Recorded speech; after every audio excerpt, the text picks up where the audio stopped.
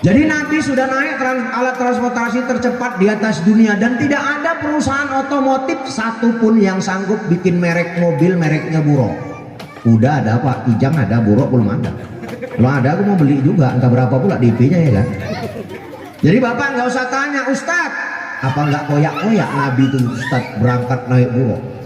Komeng naik MX aja Ustadz, bajunya koyak-koyak. Oh, Komeng nggak cahaya Pak, ini yang berangkat cahaya. Nggak percaya Bapak, hidupkan senter. Ayo putar sana, putar sini, cepet nggak? Wah, kayak gitulah kecepatan Buruk itu Pak, seperti cahaya.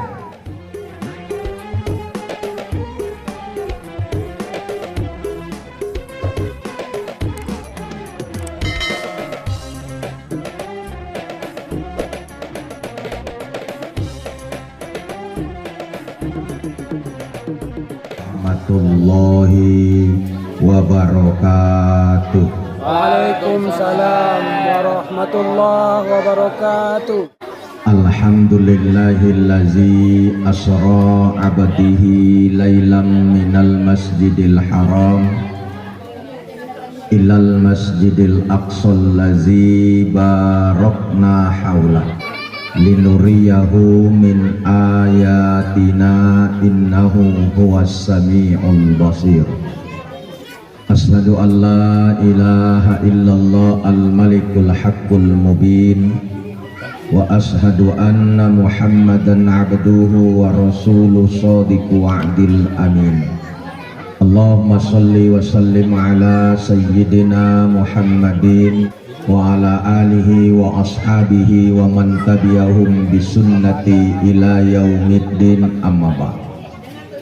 Yang pertama-tama dan yang paling utama serta yang diutamakan, puji dan syukur kita ucapkan kepada Allah, Zat yang Maha Ghafur, Zat yang Maha mengatur urusan dapur maupun umur, yang selalu memberi rezeki yang tercucur dan mancur, yang mencintai hambanya yang rajin bersyukur dan tafakur, serta sangat benci hambanya yang kufur dan takabur, banyak bicara alias kombur, malas bekerja alias nganggur, kerjanya cuma makan dan tidur, ditambah lagi hidupnya susah diatur, sama tetangga nggak mau saling tegur, sama mertua nggak akur. Saya yakin di perusahaan ini tidak ada manusia aneh kayak gini. Kalaupun ada, nggak akan ada yang mau ngaku. Namun yakinlah Bapak dan Ibu hadirin dan hadirat sedang pendengar yang dirahmati Allah, dari sekian banyak rahmat dan nikmat yang Allah berikan kepada kita, hanya ada dua rahmat dan nikmat yang terbesar. Biar kita hidup nggak punya pangkat, biar kita hidup nggak punya jabatan, biar kita hidup nggak punya banyak harta, asalkan dua nikmat tersebut ada di dalam dada, itulah rahmat dan nikmat iman dan Islam. Saya yakin Bapak dan Ibu yang hadir malam hari ini insya Allah hadirnya karena iman. Ya amin, bilang kenapa Pak? Apa lantaran kesal itu saya datang terlambat ngomong amin pun Bapak nggak mau? Dan kebacut kali lah Bapak-Bapak ini. Saya ulangi sekali lagi, mudah-mudahan Bapak dan Ibu yang hadir malam hari ini insya Allah hadirnya karena iman. Selawat dan salam kita hadiahkan kepada junjungan alam baginda Rasulullah Sallallahu Alaihi Wasallam, manusia paling tampan tapi nggak pernah nyakitin hati perempuan. Dialah pemimpin yang tidak pernah berbuat zalim, pedagang yang tidak pernah berbuat curang, suami yang paling adil dan paling mesra di muka bumi. 11 istri Rasulullah Pak, nggak pernah terdengar dalam sejarah Rasul bertengkar. Kita bini kita satu di rumah, cocotnya yang 11. Tapi mudah-mudahan mama-mama yang hadir ini insya Allah istri-istri soleha ini semua. Amin. Patuh-patuh sama suami. Amin. Mau diajak beribadah. Amin. Mau dibodoh-bodohi suami. Amin. Ya mama-mama sekarang harus pintar-pintar, karena kami di luaran ini banyak bapak-bapak yang menyalah. Dapat kenalan perempuan di luar namanya Dahlia, di HP dibuatnya namanya Dahlan, biar nggak ketahuan Pak. Maka atas jasa beliau marilah sama-sama kita lapaskan seuntai doa. Allahumma sholli ala sayyidina Muhammad wa ala alihi sayyidina Muhammad. Yang sama-sama kita hormati Bapak pimpinan perusahaan, Bapak manajer dan seluruh staf yang hadir, Bapak Sekdes Desa Tanjung Medan, serta Bapak dan Ibu hadirin dan hadirat sedang pendengar yang dirahmati Allah. Perlu lagi saya perkenalkan diri saya, Pak? Nama saya Sarifullah Rangkuti, SPDI MBA. SPDI-nya Sarjana Pendidikan Islam, MBA-nya M-nya Mandeling, BA-nya Bata Asli. Jadi marga saya Rangkuti, ayah saya Rangkuti, mama saya Batak Toba, marganya Simanjuntak. Jadi aku asli produk Batak. Tapi yang Jawa ojo ngomong rika wong Batak mangan wong. Karena kami wong Batak nggak pernah mangan wong, sing mangan wong Jawa Sumanto jenenge. Ya jadi jangan bilang orang Batak makan orang, karena kami nggak pernah makan orang. Alhamdulillah anak 3, istri 2. Masalah sama ibu? Hah? Kok lain muka kalian ku tengok? Saya menikah pertama kali tahun 2007 dengan seorang gadis suku Jawa. Waktu itu saya tinggal di Kujut. Tanggal 4 Juni 2019 melahirkan anak saya yang ketiga. Anaknya selamat, emaknya meninggal dunia. Habis itu aku nikah lagi, apa salah? Tapi muka kalian udah lain aja nengok aku dari tadi. Udah gemuk, hitam, jelek, sopaten ya kan? Udah. Jadi apa kegiatan sehari-hari Ustadz? Kalau Bapak tanya, saya tinggal di mana? Domisili Pak, Mesir Rokan Hilir. Tepatnya di Batu Ampat, sebelah kantor Koramil, Bagan Siapi-Api. Karena saya punya usaha di sana. Kalau ibu nanti main Bagan Siapi-Api, ada besar toko di situ bacaannya Inayah Fashion. Itu punya saya. Jadi di 24 saya juga ada ruko juga, kontrakan Pak. Saya buka barbershop di situ. Jadi kalau nanti kemari saya di 24, kalau ke Bagan Siapi-Api saya juga ada rumah di situ. Di Pajak Baru Bagan Batu ada juga. Nah, saya jual ikan hias di situ Pak. Jadi jangan Bapak pikir aku cari uang dari ceramah, enggak. Udah ya, saya punya usaha Pak, agak sombong aja aku sedikit. Ya, oke ya. Udah cukup ya. Isra itu dari segi bahasa artinya sebuah perjalanan. Mi'raj itu naik ke atas. Nah kalau orang jalan tuh sebelum kita kaji sebab, kita kaji tujuan perjalanan, kita kaji sebab dulu Pak. Pasti ada sebab dan tujuan. Nah apa sebabnya Nabi dijalan-jalankan Allah? Ingat, dijalan-jalankan bukan dihiling-hilingkan. Ini mama-mama kebiasaan ini jalan-jalan sikit unggah status, kami healing-healing guys. Jijik kali aku nengok. Ya nggak tahu arti healing-healing itu apa. Healing-healing itu memang artinya jalan-jalan, tapi dalam rangka mengobati orang yang dalam gangguan jiwa. Jadi kalau ada mama-mama kami healing-healing guys, berarti mama-mama dalam gangguan jiwa. Sudah. Jadi nggak usah sok paten mama-mama ini kan di Facebook noraknya setengah mampus. Iya numis kangkung aja masuk Facebook. Coba bayangkan itu. Makan nasi uduk, kami makan malam di sini, guys konangan nggak pernah badok. Udah iya kan? Jadi nggak usah sikit-sikit ibu diunggah di media sosial, sikit-sikit diunggah di media sosial. Apalagi masalah aib rumah tanggamu. Bertengkar aja suami istri bikin status. Minggu kemarin pipi kanan yang kau tempelin, bang minggu ini pipi kiri, bikinnya status hashtag cukup sudah. Jijiknya aku. Sudah nggak mesti bu, apa masalah rumah tangga kita jadi konsumsi publik ya nggak penting itu ya. Sudah, apalagi ada mama-mama jogging bikin live, bajunya ketat, celananya ketat. Kalau bodimu bagus gitu nggak apa-apa. Ini pas kayak nangka busuk. Itu pun nggak pamer-pamer kan. Nah apa sebabnya Nabi dijalan-jalankan Allah?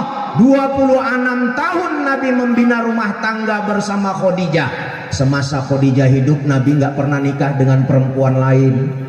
2 tahun sesudah Khadijah meninggal dunia barulah Nabi menikah dengan ibunda Siti Saudah yang dinikahi Nabi umurnya 59 tahun.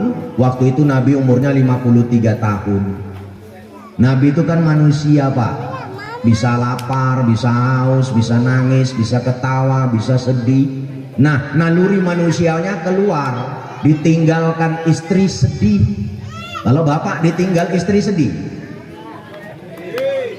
jawab lah bos, apa lagi? Ulangi sekali lagi, bapak kalau ditinggal istri sedih? Sedih. Kalau ninggalin istri, ini beda kasus ini. Kalau bapak ditinggal istri, mungkin istrimu udah muak nengok tingkahmu, ngomongmu kasar, sikit-sikit main fisik, kerja malas, main seketer jalan terus, terakhir muak istri, tiba-tiba numpuk utang, lari malam dia. Sudah. Nah, kalau bapak yang meninggalkan istri, ada apa dengan istrimu gini setianya? Mama ini mendampingi bapak jadi karyawan di PT ini, kan setia kan? Iya kan? Di mana letak salahnya lagi? Ada salahnya lagi? Gak usah banding-bandingkan kuliah. Kadang-kadang laki-laki ini kebacut kali banding-bandingkan bini yang bau amis lah katanya, bau apalah katanya.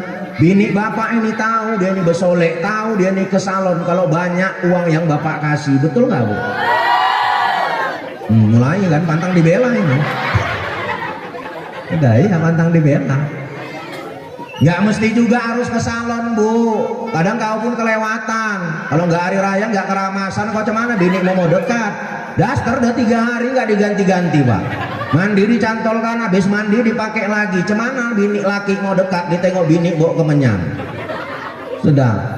Aku mau tanya sama ibu, pak jawab yang jujur. Istri bapak malam ini sama istri bapak kalau di rumah cantian mana? Hah? Jawab lah bos. Cantian malam ini apa cantian saat di rumah? Cantian malam ini kan, karena dia mau ditengok orang banyak. Tapi kalau di rumah, la ilaha illallah, rambut bukannya disisir, malah diuel-uel, sisirnya ditancapkan. Sudah ibu salah, cantikmu itu untuk suamimu. Kau boleh bersolek tapi untuk nyenangin suamimu. Kau mau pakai skincare pemutih wajah silahkan, tapi kalau kau sudah cantik untuk suamimu. Mama sekarang kan hobi kali pak, pakai skincare bersihkan dan mutihkan muka, tapi leher sama kakinya hitam. Makanya bingung awak nengoknya. Tengok muka putih kayak kapas, tengok kaki kayak kuali lah. Sudah ya. Jadi Rasulullah itu manusiawi, punya rasa sedih. Nah orang sedih itu kan butuh jalan-jalan. Nggak tanggung-tanggung Allah yang jalan-jalankan Nabi naik kendaraan namanya buruk. Buruk itu hewan yang diciptakan Allah dari cahaya, hidupnya di surga. Ada 600.000 buruk di surga. Rupanya buruk ini dipilih mana yang mau dibawa jadi tunggangan Nabi. Buruk dibuat dari cahaya. Ditengok Jibril ada buruk yang duduk termenung sambil menangis. Dihampiri sama Jibril, wahai buruk, apa yang menyebabkan kau menangis? Aku tahu Nabi besok, dari dulu aku tahu Nabi mau di Isra Mi'rajkan. Kendaraannya besok salah satu di antara kami. 70.000 tahun aku memohon sama Allah sambil menangis agar aku yang ditunggangi Rasulullah Shallallahu Alaihi Wasallam. Buruk seekor hewan tahu rindu sama Nabi. Ibu rindu sama Nabi. Buktinya apa? Enggak jawab. Bapak rindu sama Nabi. Rindu pak. Awas kalau ini masjid apa musola? Masjid ya pak. Awas kalau masjidmu ini besok kosong ya. Katanya rindu sama Nabi. Orang ajan setengah mampus uratnya sampai keluar dia keluar rumah pun datang ke masjid enggak. Alasan rindu Nabi. Ibu rindu. Buktinya sholawat. Tanggung jawab ibu. Ayo sholatullah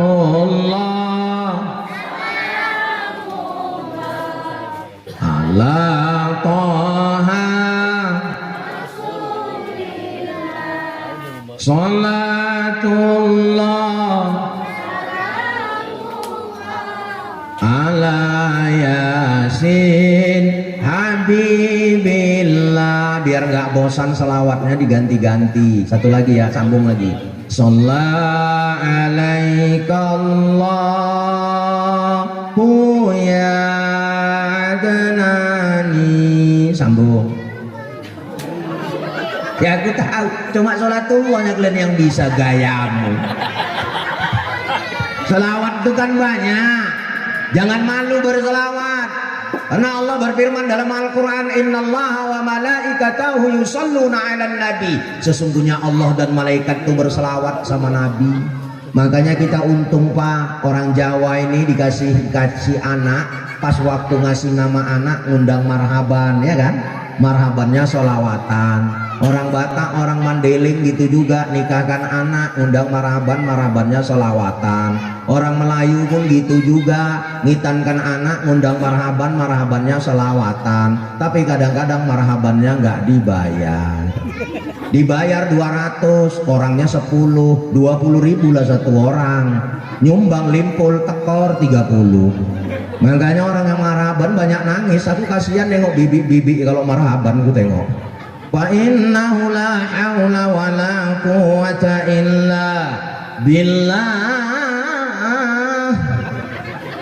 Yang sebelah ngomong, kenapa Bi? Entah dapat bayaran, entah enggak, kita ini nanti.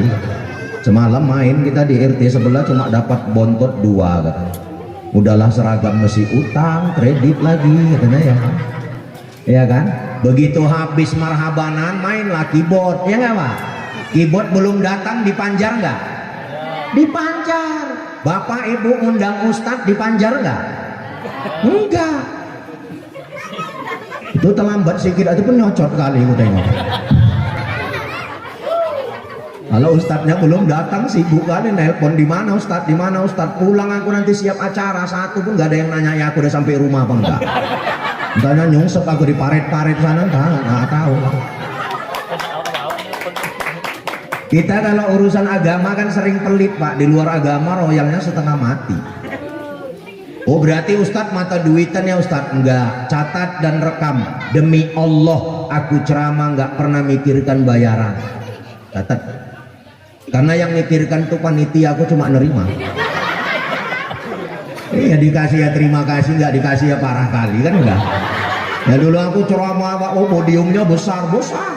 Turun saya dari podium berjejer panitia, makasih Ustadz, makasih Ustadz, makasih Ustadz. Yang di ujung ketua panitia disalaminya, aku ada amplopnya, aku tahu itu jatah bagianku. Namanya Ustadz kan agak jaim dikit, jaga image.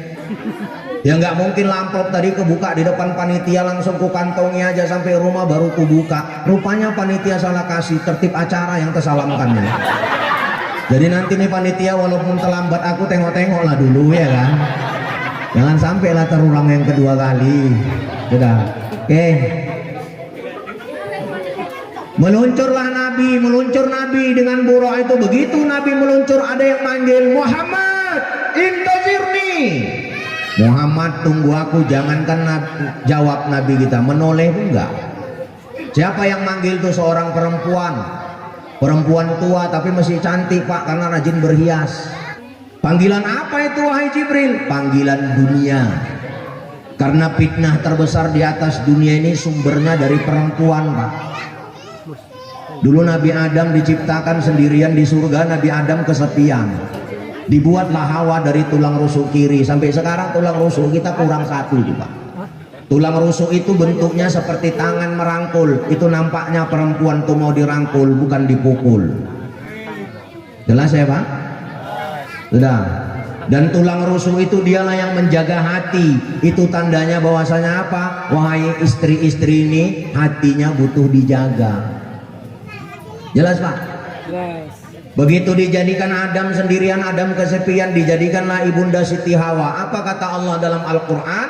La taqraba hadhihi syajarata fatakuna minaz zalimin. Adam Hawa baik-baik di surga ya. Permintaan Allah cuma satu, jangan kalian dekatin pohon ini nanti kalian zolim. Ternyata jalan-jalanlah Adam sama Hawa, ditengoklah pohon tadi berbuah, namanya khuldi. Terakhir apa kata ibunda Siti Hawa? Bang Adam, khuldi katanya. Namanya Bang Adam sayang, dipetiklah buah khuldi tadi. Tuh, gara-gara itulah diusir dari surga. Itulah makanya kita Pak, gara-gara Hawa banyak yang buat salah. Makanya Bu, lakimu itu penyakitan bukan karena makanan, tapi karena kau terlalu banyak tuntutan. Jelas? Ada ibu-ibu ikut wirid akbar, pulang wirid akbar nangis, dia nampak lakinya. Loh kok nangis kok Dek? Apa sedih kali Ustadz yang ceramah tadi? Enggak bang. Terus gitu rame orang yang datang itu bang, semua aku tengok pakai cincin, cuma binikmu lah yang nggak pakai cincin katanya.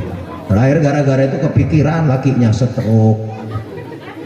Makanya kami banyak penyakitan ini bukan gara-gara makanan, tapi gara-gara bini kami terlalu banyak tuntutan. Yakinlah bu, kalau suamimu kaya banyak duit, dia kepengen kau berbalut emas, jarimu 10, cincinmu 18. Iya kan? Tiap hari, tiap minggu kau ganti pakaian. Kepengen nggak pak? Punya bini tiap minggu ganti pakaian. Bapak kerja tiap bulan ganti kulit, ya kan? Sudah, iya. Tapi apalah daya, bukan tangan yang nggak sampai, uang kita yang belum ada. Bapak kerja mati-matian kan untuk menyenangkan istri, betul ya pak? Iya, untuk menyenangkan istri beserta membiayai anak-anak. Jadi ibu, sesuaikanlah gayamu dengan tuntutanmu, dengan kemampuan suamimu, supaya hidupmu itu seimbang. Jelas ya bu ya?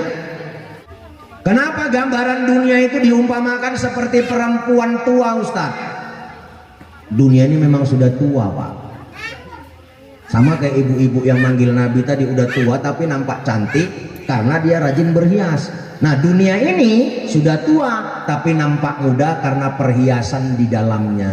Orang kalau udah tua kan banyak penyakitnya yang muncul, encok, pegelino, asam urat, kolesterol. Nah dunia ini udah banyak penyakitnya yang muncul. Baru-baru ini menimpa Sumatera Barat, menimpa Tapanuli Selatan, Tapanuli Tengah, dan Nangro Aceh, Darussalam. Banjir bandang, ya enggak? Ya, gunung-gunung udah banyak yang meletus, tanah longsor. Nah ini semua penyakit dunia. Dan masalah di atas dunia ini semuanya membosankan kecuali masalah ibadah. Sholat itu masalah ibadah. Ada yang bosan sholat di sini? Tunjuk tangan dulu, biar aku sholatkan. Iya kan? Sholat itu masalah ibadah pak. Ada yang bosan sholat? Gak ada pak. Walaupun jarang sholat, gak berani kita bilang kita bosan sholat. Haji. Orang yang naik haji begitu dia balik tanya, bosan pak naik haji? Oh kalau ada duit aku mau berangkat sekali lagi, minimal umroh. Zikir tuh makin diucapkan pak, makin enak, nggak mau berhenti. Zikir tuh nggak penting banyak, biar sedikit, yang penting benar. Ada kadang-kadang orang zikir tuh pak, balap kurang balap, pangkalnya aja yang jelas, lama kelamaan nggak karu-karuan. Subhanallah, subhanallah, subhanallah, apa ngomongnya wawa ini. Ada orang zikir kayak gitu pak. Ada orang zikir lagi kadang-kadang apa yang di sekitarnya dia tahu. Ini mama-mama nih, subhanallah, subhanallah, subhanallah. Anaknya pulang haji dari masjid, buka pintu nih, udah balik, nak baru sampai mak. Subhanallah, subhanallah. Udah makan kau? Ya belum lah mak. Subhanallah, subhanallah. Ya sana makan kau bentar lagi mak. Subhanallah, subhanallah. Sambalnya jangan kau habiskan, bapakmu belum makan. Kata subhanallah. Zikir juga adik. Zikir tuh nggak penting banyak, biar sedikit, yang penting benar. Dan kalau masalah di luar ibadah, hampir rata-rata membosankan. Bapak makan tiap hari pakai daging, bosan? Bosan, bisa naik darah tinggi Ustaz. Dokter mana yang bilang makan daging tiap hari bisa naikkan darah tinggi? Ternyata sudah diamati pak, makan tempe tiap hari yang bisa naikkan darah tinggi bukan daging. Gak percaya bapak? Hari Senin istrimu disayurkannya bapak tempe, Selasa tempe, Rabu tempe, Kamis tempe, Jumat tempe, Sabtu tempe, Minggu tempe, sampai jumpa Senin lagi tempe lagi. Kira-kira naik nggak darah tinggi bapak? Oh, tiap hari dikasih tempe, apa nggak naik darah tinggi? Kalau dagingnya enak, Senin di sate ya nggak, Selasa di rendang, ya kan? Ya udah paten kami lah itu. Sudah, bapak makan tiap hari pakai ikan asin, bosan. Bertahun-tahun bapak kerja di PT Nagamas ini bosan. Ya kalau ada yang bosan bilang, ya kan? Berarti apa? Kerja bapak itu dihitung ibadah pak, makanya nggak bosan. Bapak nikah sama istri tahun 2000 sampai sekarang 2026, istri bapak itu aja bosan. Ulangi sekali lagi, bapak nikah tahun 2000 sekarang 2026, istri bapak itu aja bosan. Betulnya adanya rasa bosan Ustaz, tapi cemana lah, itulah dulu dipala-palahi. Kalau niatnya ibadah, insya Allah nggak membosankan, ya nggak pak? Ibu tiap hari masakin suami bosan? Enggak. Kenapa? Karena masakmu tuh dihitung ibadah. Walaupun kadang-kadang capek, merasa bosan, tapi tetap dikerjakan. Kenapa? Masaknya istri itu dihitung ibadah, Pak. Hanya mama-mama ini pahalanya banyak di rumah. Yang luar biasanya lagi mama-mama ini apa yang mau dia masak besok pagi udah dia pikirkan malam ini. Betul kan? Yang luar biasanya lagi bapak hidup sama istri bapak ada yang 20 tahun, tiap hari bapak makan masakannya, bapak nggak pernah merasa bosan. Betul nggak? Karena masakan istri itu ibadah. Makanya kalau sekali-sekali masakannya itu salah ya harap maklum lah. Karena beban pikiran istri ini banyak, Pak. Ya. Dia lupa udah dikasih garam sayur, dikasih garam lagi. Dimakan sama lakinya, cemana bang masakanku? Maka laki yang soleh dia akan milih bohong tapi bijaksana. Cemana bang masakanku? Mantap deh. Sedikitnya kurasai tapi terasa di ubun-ubun. Itu kalau suami yang soleh. Tapi kalau suami yang toleh beda. Gimana bang masakanku? Memang lidah dia, Wak. Kayak gini hasilnya kau tanya lagi. Ya kan? Pak, dalam rumah tangga itu, Pak, ya rumah tangga bapak akur, pandai-pandai bapaklah berbohong. Tapi untuk nyenangin istri, karena memang istri ini suka dibohongin, Pak. Kalau kita jujur dia ngamuk, mau pergi undangan, istri udah setelan, ngukir alis aja 18 menit, sebelah. Begitu keluarnya dari kamar, cemana bang penampilanku? Ku pikir Syahrini kau di. Seneng nggak orang ini dibilang kayak Syahrini? Seneng, padahal kita bohong, padahal mirip Sarinem ya kan? Sudah. Tapi kalau kita jujur, cemana bang penampilanku? Kalau kau di cemana-mana kan pun gitu aja ya, kau ada bagusnya kau. Ya ngamuk orang ini. Makanya rumah tangga itu biar harmonis, pandai-pandailah bapak berbohong, tapi bohong untuk kebaikan. Dan kalau mau rumah tangga bapak ini harmonis, biarkanlah istrimu itu dan diamkanlah walaupun nyerocos tiap hari. Karena perempuan ini menurut analisa satu hari harus mengeluarkan 22.000 kata-kata dari mulutnya, Pak. Makanya dia bangun tidur nyerocos, mau tidur nyerocos. Kalau belum 22.000 kata-kata yang keluar dari mulutnya, dia keliling nih nyari tetangga. Ya ngobrol ya kan. Makanya bapak pura-pura ndablek aja kalau istilah orang Jawa. Iya kata. Lama-lama kalau udah 22.000 diam sendirinya orang ini. Sudah bapak dan ibu hadirin dan hadirat sedang pendengar yang dirahmati Allah. Meluncur lagi Rasulullah Shallallahu Alaihi Wasallam, sampailah di suatu tempat yang harum semerbak. Nabi tanya sama Jibril, tempat apa ini Jibril? Kuburan Masitoh. Siapa itu Masitoh? Tukang sisirnya rambut anak Fir'aun yang rela mempertaruhkan nyawa asal iman tidak hilang. Suatu hari disisirinya rambut anak Fir'aun, jatuh sisir, diambil balik sama Masitoh dengan mengucap Bismillah. Terkejut anak Fir'aun karena Fir'aun ngaku dirinya Tuhan. Memangnya ada yang Masitoh Tuhan selain ayahku? Ada. Siapa dia? Allahu Rabbi wa Rabbukum. Dia adalah Allah Tuhanku dan Tuhan kamu sekalian. Kau nggak takut Masitoh kalau kulaporkan sama bapakku? Oh, I don't care, kata Masitoh. Nggak open aku, silakan. Wah, dilaporkan Masitoh, Pak, di sidang. Ditanyai sama Fir'aun, Mas? Ya ya kalau kita kan gitu Pak gaya manggilnya. Saya dengar-dengar ada Tuhan ya selain saya. Ada. Siapa dia? Allahu Rabbi wa Rabbukum. Allah Tuhanku dan Tuhan kamu sekalian. Mas? Ya mau nggak kau ninggalin tuh Tuhanmu? Kalau nggak anak-anakmu tuh kumasukkan ke dalam kuali berisi minyak panas itu. Netes air mata Masitoh. Kalau cerita anak kita sering lemah. Karena kita berjuang sekarang itu untuk anak, Pak. Cuma kadang-kadang anak belum tentu berjuang untuk orang tua. Ini yang jadi masalah. Semua orang tua kita berjuang untuk anak, tapi anak belum tentu berjuang untuk orang tua. Seorang orang tua ketika ditanya kenapa bangun rumah besar-besar untuk anak cucu, lu bikin ladang kok lebar-lebar Pak untuk anak cucu. Tapi kadang-kadang kita anak-anak ini nggak tahu malu, pulang kampung ke kampung udah nggak bawa apa-apa, apa yang ada di kampung mau dibawainnya. Pulang kampung hari raya nggak bawa apa-apa, mau balik lagi ke Nagang Mas ini jalan-jalan, dia belakang rumah ada pisang. Pisang mama banyak mak, ya kalau mau kau ambil kata mama. ditebang juga pisang tadi. Kelapa juga banyak nak, ya kalau mau kan panjat, diambil juga kelapa tadi. Entok mama banyak juga, aku tengok entok mak, ya bawa katanya. Terakhir makanya tengoklah berlian baru itu sama pinem, ya ada juga entok ada di situ, pisang ada di situ, kelapa ada di situ.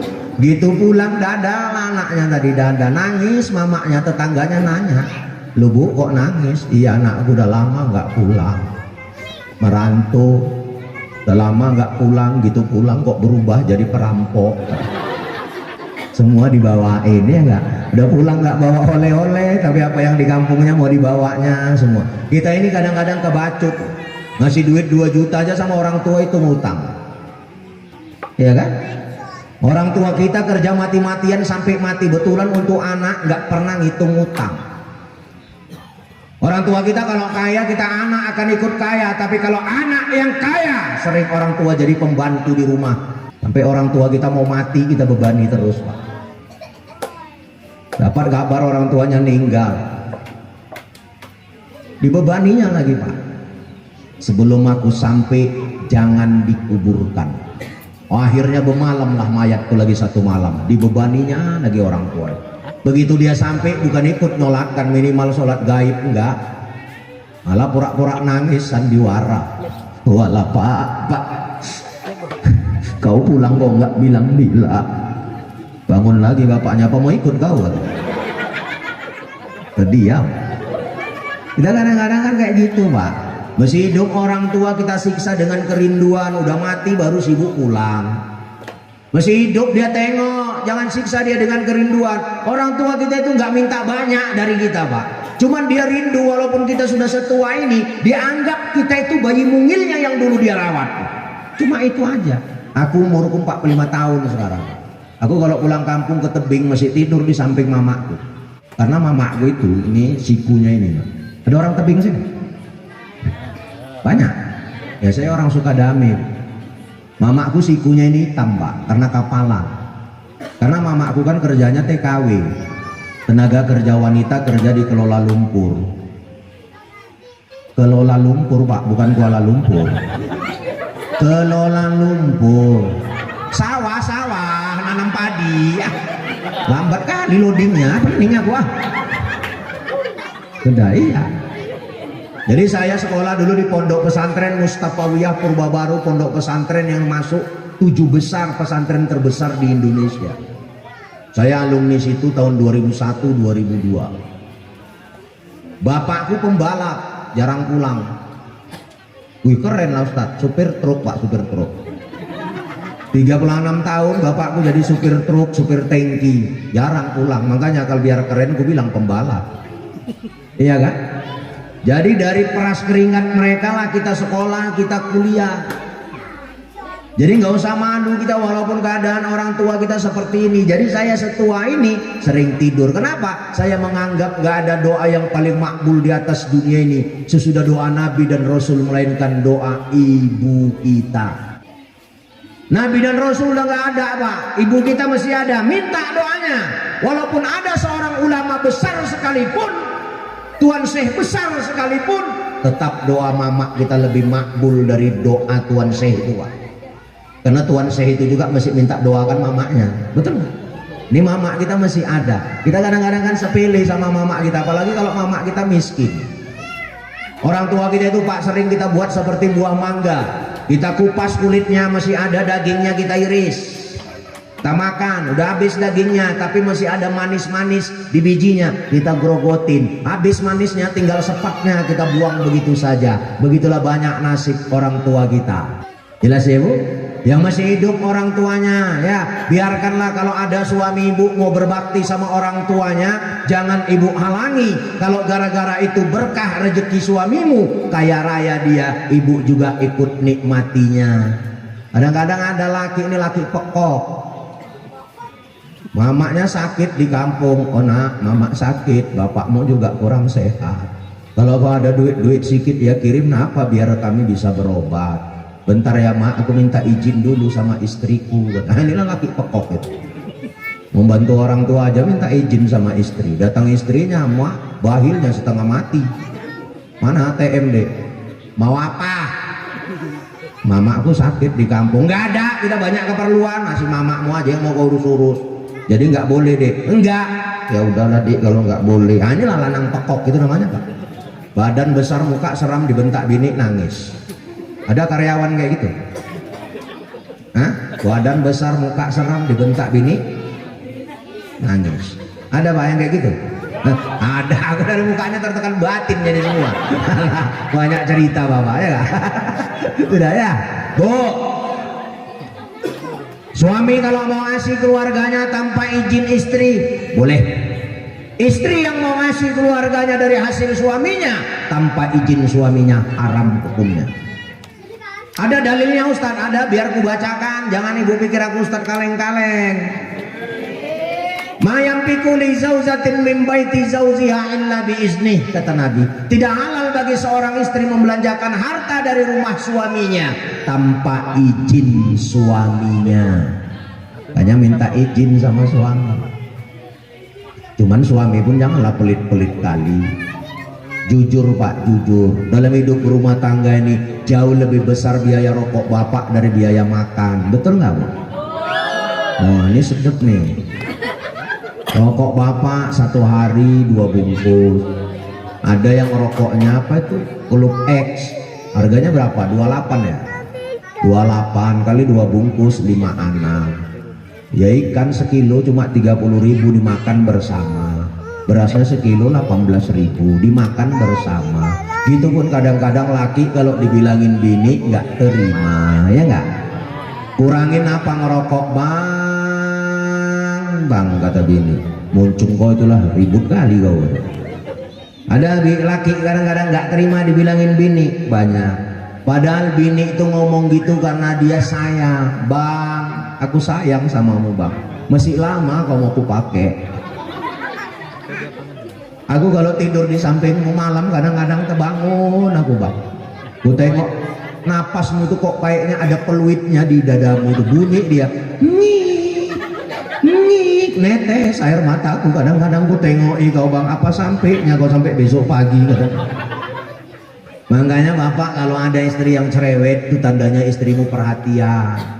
Tapi kalau ada istri yang diam hanya gini itu tandanya penyakitan. Sudah ya bapak dan ibu hadirin dan hadirat sedang mendengar yang dirahmati Allah. Cemana mas? Masukkan anakmu. Terakhirnya masih toh tetap teguh pendirian. Dimasukkanlah anaknya ke dalam kuali berisi minyak panas tadi, menggelegak mendidih gitu, mumbul pak keluar tulang. Nggak ikut nan tulang aja, nan tulang di rumah. Cemana mas? Kalau kau nggak mau meninggalkan juga itu Tuhanmu, tuh anak yang kau gendong sama sekalian sama pun ku masukkan ke dalam kuali berisi minyak panas. Kalau kau mau meninggalkan Tuhanmu, ku kasih kau pangkat, jabatan, harta yang banyak. Apa kata Mas Ito? Maaf iman gak dapat dijual beli. Luar biasa imannya. Jadi nggak mau, jangan banyak cakap kau Kalau mau kau masukkan aja. Cuma satu permintaanku, kuburkan kami besok dalam satu lubang. Nah inilah kuburan yang dicium Nabi pak. Wangi dia, wali Allah pak, kekasih Allah. Mas Ito pak dikasih emas, pangkat dan jabatan, nggak mau dia ninggalkan agamanya. Bapak disuruh ninggalkan agama Islam dikasih duit 20 miliar mau? Udah pernah nengok 20 miliar? Pikir-pikir dulu pak, jangan asal jawab aja. Ulangi sekali lagi. Bapak dikasih 20 miliar pak, 20 miliar. Suruh ninggalkan agama bapak, keyakinan bapak mau? Ya. Udah pernah bapak nengok 20 miliar? Belum. Banyak itu loh pak. Coba pikir-pikir dulu lah, nanti baru dijawab. Kita kadang-kadang dikasih duit miliaran nggak mau, tapi kadang-kadang dalam hal yang sepele sering Allah itu kita abaikan pak. Subuh sering tinggal, zuhur sering tinggal. Bu, siapapun ustadz yang ibu panggil kemari, kalau ibu sama bapak nggak mau berubah, percuma buat ini acara pak. Kalau aku sih asik-asik aja, jam setengah 2 jam aku ngomong, turun mana bagianku, udah pulang. Tapi kadang-kadang kalau nggak ada kesan yang membekas, Saya juga jadi ustadz yang gagal dalam menyampaikan tausiah. Makanya nanti subuh-subuh Bu, bangunkan lakimu, bangunkan. Bang, ayo ke masjid. Kenapa Bang? Aku malu lu Bang, cuma kamu lah yang nggak pernah nongol di masjid tuh Bang. Bangunkan, tapi bangunkannya itu yang lembut lah, dirayu dia sikit. Bang, subuh yuk Bang, masjid kita. Apalah artinya Bang? Aku rajin sholat, aku besok masuk surga, tapi tanpa dirimu di sisiku. Kan agak enak dia sikit. Ini kadang-kadang ada bini bangunkan laki, tujuannya bagus, tapi nggak ada sopannya Pak. Bangunkannya lakinya. Woi, bangun. Oh ya ngamuk lakinya. Sudah kadang-kadang kita ada tujuannya bagus, tapi caranya nggak bagus, jadi hasilnya jadi nggak bagus. Makanya ibu-ibu bangunkan lakimu. Udah aku bangunkan Ustadz, nggak mau juga dia bangun. Doa, ya Allah ya Tuhanku, bangunkanlah suamiku ya Allah biar dikerjakannya kewajibannya di pagi hari ini, sholat subuh. Tengok 5 menit. Kalau dia bangun berarti makbul doa ibu. Ku tunggu setengah jam Ustadz nggak bangun dia, berarti belum makbul. Ada jurus terakhir, ibu mau ngamalkannya? Oh enggak, jangan disiram air Pak. Islam itu enggak seradikal itu. Dengan lembut aja, jangan disiram, jangan dibentak, jangan dimarahi. Kembangkan aja balik sejadah ibu. Sejajarkan dengan kepala suamimu, berniat ibu. Usolli ala hajal mayyiti. Kalau nggak lompat dia dari tempat tidur, berhenti aku jadi ustaz. Nah orang yang hidup di atas dunia ini Pak, di atas dunia ini nggak mau beribadah, itu kan bangkai berjalan. Hidup itu yang dicari Pak, yang dicari itu tenang. Dan ketenangan itu tak akan pernah kita dapatkan kalau tak mau ibadah. Nggak ada jaminan orang kaya hidupnya tenang. Karena berapa banyak orang menghabiskan kekayaan hanya untuk mencari ketenangan. Betul? Berarti ketenangan adalah kekayaan yang paling berharga yang ada dalam diri kita. Makanya kalau aku tanya ibu-ibu, ibu pilih kaya apa tenang? Pilih kaya apa tenang? Ya tuh tenang-tenang aja lah ibu di situ, biar aku yang kaya. Nah dua-duanya itulah rakusnya kita. Juga bayangkan itu. Disuruh milih satu, dua-duanya aja kan. Kalaupun kita nggak kaya, minimal lah kita bisa mendapatkan ketenangan. Ya, ketenangan itu bisa kita ciptakan dari mana? Dari rumah. Orang yang kalau tenang rumah tangganya, insya Allah berprestasi kerjanya. Bagaimana caranya? Supaya rumah tangga itu tenang, mama-mama, ibu-ibu, jadilah istri yang soleha bagi suamimu. Istri yang soleha itu gimana Ustadz? Ibu mau saya kasih tahu ciri-ciri istri yang soleha? Mau? Kata Nabi ciri-ciri istri yang soleha itu, kata Nabi, iza nazorta syarrotta. Istri yang soleha itu suami jika kau melihatnya sejuk hati. Kutanya dulu bapak, kalau bapak tengok bini bapak masih sejuk nggak? Masih sejuk nggak Pak? Nah, kalau ibu mau tahu nanti besok panggil lakimu, Bang, sini dulu Bang. Kau tengok dulu muka ini. 5 menit kau jawab yang sejujurnya. Aku akan terima walaupun pahit kurasa, kata bini. Masih sejuk nggak kau tengok Bang muka gue? Oh sejuk deh. Kayak nengok kulkas 2 pintu aku nengok kau. Lama-lama aku tengok kau gigil aku kumat malaria aku. Jadi maksudnya itu sejuk bagaimana? Sejuk kata-katanya, sejuk tingkah lakunya. Ya, jangan suka-suka ibu ngomong kasar sama suami. Ingat ketika terjadi akad nikah antara suami istri, gugur tingkat kewajiban. Istri wajib lebih patuh sama suaminya, baru sama kedua orang tuanya. Dan suami wajib lebih sayang sama emaknya, baru sama bininya. Ada dalilnya Ustadz? Ada. Oh, Aisyah istri Nabi bertanya sama Nabi, ya Rasul, man istahaqqa ala zaujatin zauzuha, man istahaqqa ala zauzuha ummuha. Rasul, siapa yang paling berhak terhadap istri? Suaminya. Siapa yang paling berhak terhadap suami? Ibunya. Karena kunci surga seorang istri ada di tangan suami, kunci surga suami itu ada di tangan ibunya. Makanya ibu nanti pulang dari ini, tanya besok pagi, di mana kau letakkan kuncinya Pak? Kau kasih nggak? Kalau nggak retak ginjal mula. Sudah. Kenapa seorang istri wajib lebih patuh sama suami? suami wajib lebih sayang sama ibunya. Aku mau tanya, sejelek-jeleknya mama kita bisa diganti? Enggak. Semiskin-miskinnya mama kita bisa diganti? Tidak. Sejelek-jeleknya istri kita bisa diganti? Oke, semangat Pak. Ulangi sekali lagi ya. Sejelek-jeleknya mama kita bisa diganti? Enggak. Sejelek-jeleknya istri kita bisa diganti?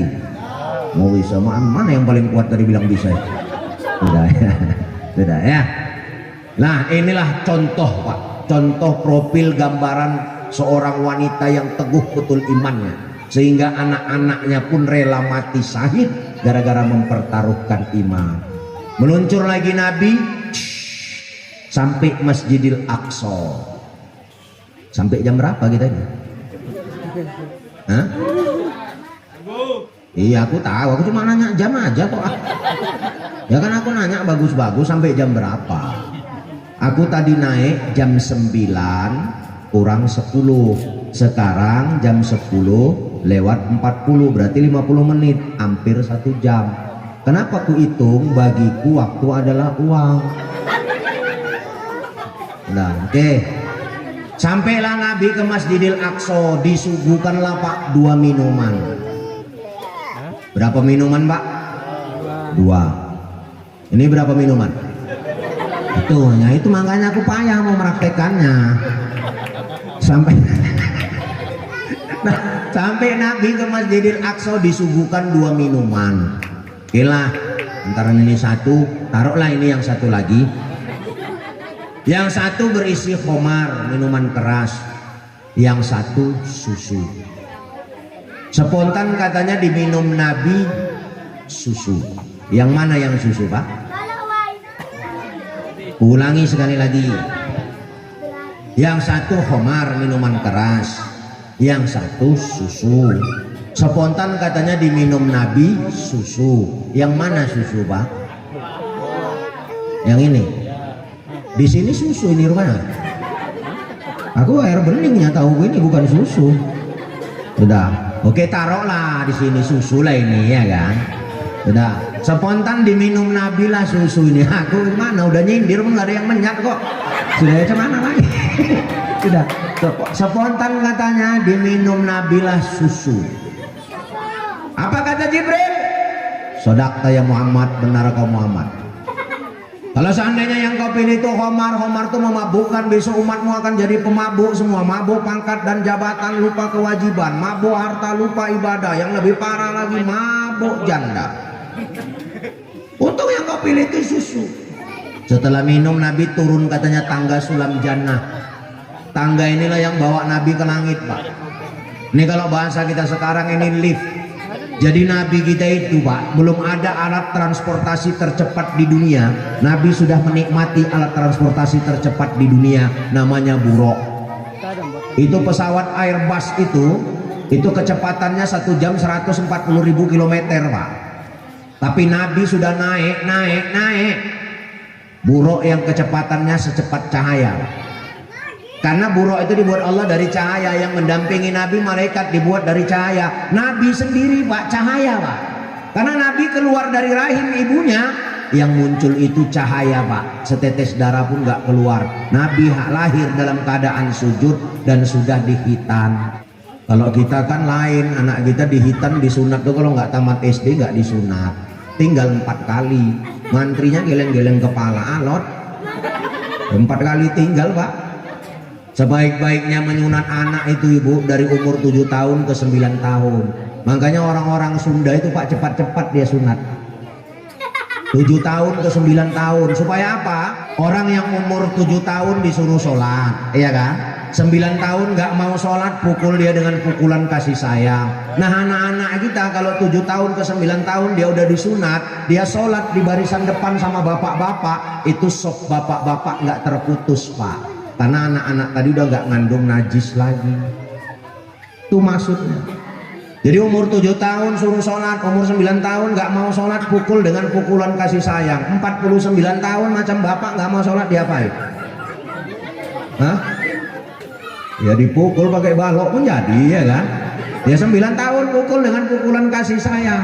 Makanya kalau ada anak-anak sholat di masjid kita nih besok, dia ribut Pak, satu pesan saya Pak, jangan marahi. Namanya anak-anak yang ngajar ribut. Orang bapak-bapak pun panitia pembangunan masjid banyak yang ribut kok. Masjidnya nggak jadi-jadi, pasti panitianya bolak-balik ganti.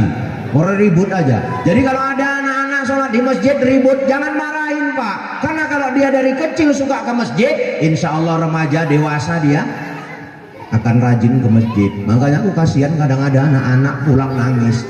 Udah semangat dia ke masjid, tapi nggak jadi sholat, nangis dia. Pulang, loh kenapa nak? Aku dimarahin mak sama wawa itu, terus nggak mau aku sholat ke masjid mak. Oh jangan gitulah nak, sholat ke masjid lah, kan udah mama belikan kupiah baru, baju koko baru.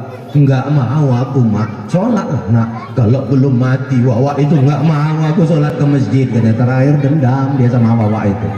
Udah, iya. Jadi kalau anak-anak dari kecil dia rajin ke masjid, insya Allah besarnya masjid itu dari bagian dari hidupnya. Ibu di sini ada wirid. Nah, bawa anak-anak yang punya anak kecil bawa, bagus. Tapi ketua wirid kami kadang-kadang nggak bolehin Ustaz. Yang punya anak kecil, anaknya jangan dibawa, ribut. Atau ketua wirid, oh ketua wiridnya gila. Anak kecil dari kecil dibiasakan dengar Yasin, dengarkan ayat kursi, kul huwallahu ahad, itu ayat ruqyah Bu. Anak-anak bagus didengarkan itu.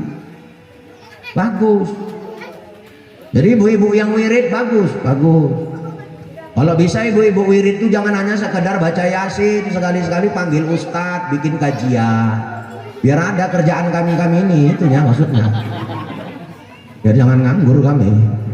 Sudah dibikin iuran ya, ibu-ibu macam arisan kesehatan, apalagi sekarang Pak, kalau di masyarakat BPJS itu mau dibekukan katanya. Makanya bingung, udah kadang-kadang mau berobat. Ibu bikin iuran. Ada anggota wiridnya yang sakit bisa nengok, uangnya itu dibantukan. Ini kadang-kadang ada ibu-ibu wirid kayak gitu, dapat kabar kawannya sakit bukan malah nengok kadang-kadang nggak bawa apa-apa. Loh itu bilasium itu kok nggak wirid-wirid, apa nggak tahu kau sakit? Loh sakit di mana? Dirawat kok di rumah sakit. Ya nengoklah kita, ya yuk. Nengoklah orang itu. Oh, maaflah Bi, ya nggak tahu kami bibi rupanya sakit. Kami pun baru tahu ini, makanya kami perginya mendadak. Makanya nggak sempet bawa apa-apa. Rencana tadi sih mau bawa jeruk, tapi dengar-dengarnya bibi punya asam lambung. Makanya nggak jadi. Rencana mau bawa salak, tapi katanya bibi takut bebelang. Ya macam-macam lah, banyak kali cakap orang ini ya kan. Udah nggak ngasih ya kan, barang banyak cakap lagi ya. Sudah. Jadi Nabi sudah naik alat transportasi tercepat di atas dunia, dan tidak ada perusahaan otomotif satupun yang sanggup bikin merek mobil mereknya Buruk. Udah ada Pak, Kijang ada, Buruk belum ada. Kalau ada aku mau beli juga, entah berapa pula DP-nya ya kan. Jadi Bapak nggak usah tanya, Ustadz apa nggak koyak-koyak Nabi itu Ustadz berangkat naik Buruk. Komeng naik MX aja Ustadz, bajunya koyak-koyak. Oh Komeng nggak cahaya Pak, ini yang berangkat cahaya. Nggak percaya Bapak hidupkan senter. Ayo putar sana, putar sini, cepet nggak? Wah kayak gitulah kecepatan Buruk itu Pak, seperti cahaya. Naik Nabi ke langit 1 ketemu Adam, langit 2 ketemu dengan Nabi Isa dan Nabi Yahya, langit ketiga ketemu dengan Nabi Yusuf, ketemu dengan Nabi Harun, ketemu dengan Nabi Musa, ketemu dengan Nabi Ibrahim alaihissalam. Sampailah Nabi ke Sidratul Muntaha. Sidratul Muntaha itu pohon yang sangat besar.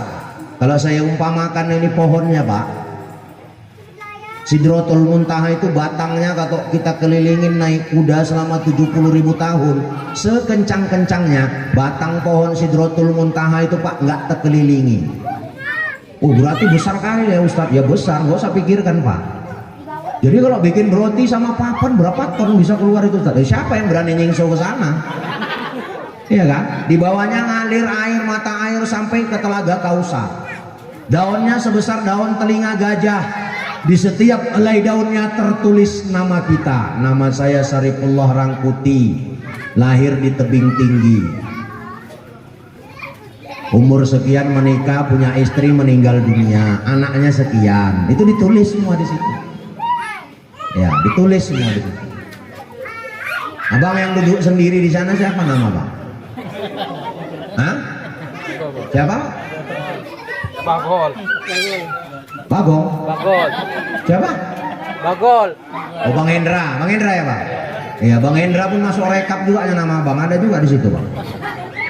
40 hari lagi kita mau meninggal dunia. Ini katanya daunnya ini gugur Bang. Itu makanya 40 hari lagi kita mau meninggal dunia, itu ada istilah buang tabiat. Karena daun Sidratul Muntaha itu udah gugur, tertulislah nama siapa di daun itu. Jatuh, Bang Hendra. Nah ini contoh aja nih Bang. Insya Allah panjang umur kita ya Bang, amin. Ya aku paksa pakai nama orang, kalau nama aku belum berani aku. Itu makanya ada istilah orang mau meninggal dunia itu Pak, 40 harinya itu mau meninggal dunia buang tabiat.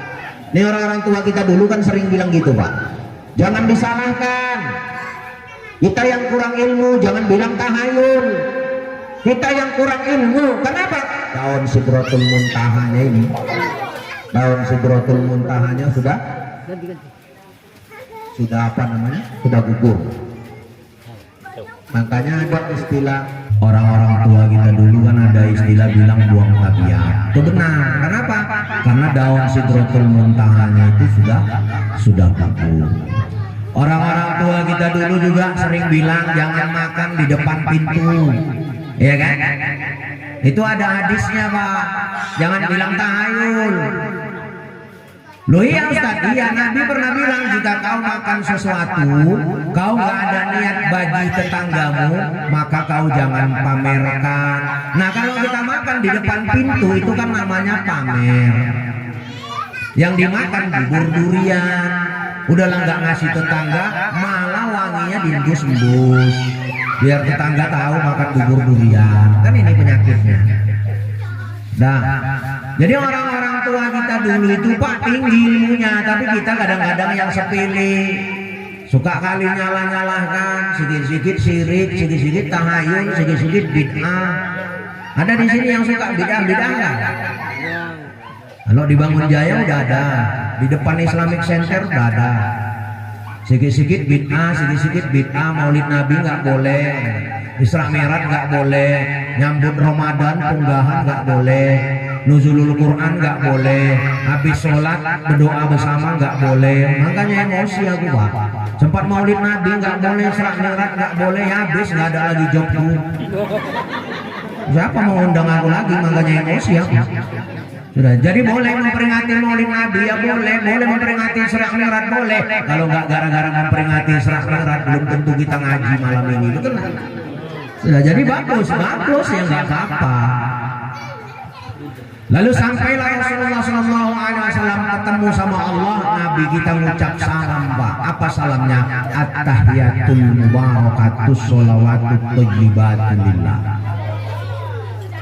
Salam kebaikan seluruhnya untukmu ya Allah. Dijawab sama Allah, Assalamualaikum ayyuhan nabi. Keselamatanlah atasmu wahai Nabi. Tapi Nabi nggak mau selamat sendiri, dijawab sama Nabi, Assalamualaikum wa ala ibadillahi sholihin. Keselamatan atas kami itu umat wa ala ibadillahi sholihin, dan seluruh hamba-hamba yang soleh termasuklah malaikat. Rupanya malaikat mendengar ucapan salam Nabi ini, seluruh malaikat bersahadat asyhadu an la ilaha illallah wa asyhadu anna muhammadar rasulullah.